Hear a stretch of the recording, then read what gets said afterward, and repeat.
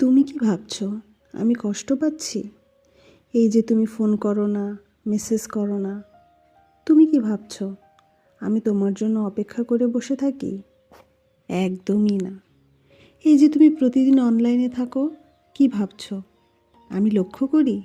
একদমই না। এই তো সকালে ফেসবুক খুলে দেখলাম তুমি 5 মিনিট আগে অনলাইন ছিলে, কি ভাবছো এটা দেখে আমি কষ্ট পাচ্ছি? একদমই না। এতে বরং ভালোই হলো, আমি নিশ্চিত হলাম তুমি আমাকে ভুলে গেছো। আমিও আর আশা করব না তুমি কোনোদিন ফিরে আসবে বলে। না, আমাদের বিচ্ছেদ হয়নি, যোগাযোগ বন্ধ হয়ে গেছে মাত্র।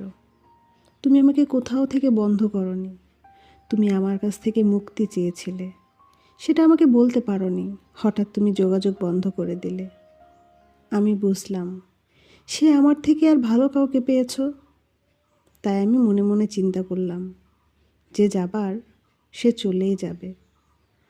কখনো যদি মনে হয় আমাকে খুব মিস করছো, তাহলে আমার সাথে করা আচরণগুলো মনে করো।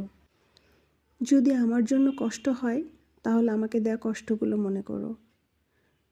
কখনো যদি কেউ তোমাকে অবহেলা করে, তাহলে মনে করো আমাকে কিভাবে অবহেলা করে কষ্ট দিয়ে দূরে সরিয়ে দিয়েছিলে। ধন্যবাদ।